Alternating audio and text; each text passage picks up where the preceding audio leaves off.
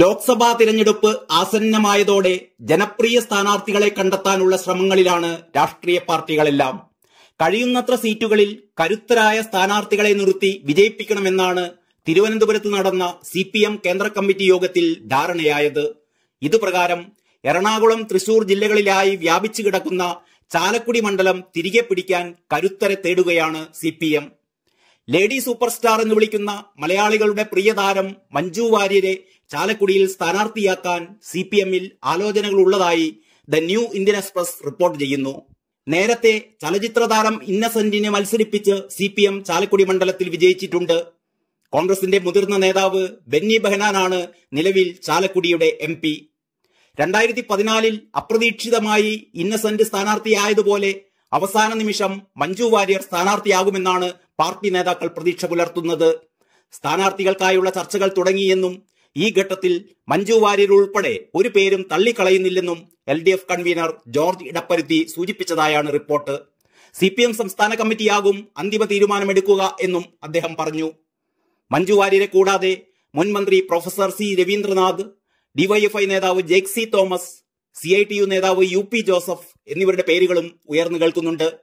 മന്ത്രിയായിരുന്നപ്പോഴുള്ള പ്രവർത്തന മികവും Thrissur saint Thomas കോളേജിൽ അധ്യാപകനായിരുന്നു എന്നതും രവീന്ദ്രനാഥിന് കൂടുതൽ സ്വീകാര്യത നൽകുമെന്നാണ് വിലയിരുത്തൽ. മണ്ഡലത്തിന് പുറത്തുള്ള ആളാണെങ്കിലും യുവാക്കൾക്കിടയിൽ സ്വീകാര്യതയുണ്ട് എന്നതാണ് ജേക്ക് C തോമസിനെ പരിഗണിക്കുന്നതിന് കാരണമായി ചൂണ്ടിക്കാട്ടുന്നത്. UP ജോസഫ് മുമ്പ് ചാലക്കുടിയിൽ മത്സരിച്ചിട്ടുണ്ട്. രാഷ്ട്രീയ നേതാക്കളുടെ സ്വപ്നങ്ങൾ തകിടം മറിക്കുന്ന മണ്ഡലം കൂടിയാണ് ചാലക്കുടി എന്നതാണ് എടുത്തു പറയേണ്ട ഒരു സവിശേഷത. 13,884 വോട്ടുകൾക്ക് കോൺഗ്രസ് നേതാവ് PC ചാക്കോയെ ഇന്നസെന്റ് പരാജയപ്പെടുത്തിയതാണ് ശ്രദ്ധേയമായ ഉദാഹരണം. 2009 ലോക്സഭാ തിരഞ്ഞെടുപ്പിൽ മണ്ഡലം കോൺഗ്രസിന്റെ KP ധനപാലനിലേക്ക് ചായുകയായിരുന്നു. 2014 ഇന്നസെന്റിന്റെ വിജയം ഒരു സുപ്രധാന നാഴികക്കല്ലായി അടയാളപ്പെടുത്തി.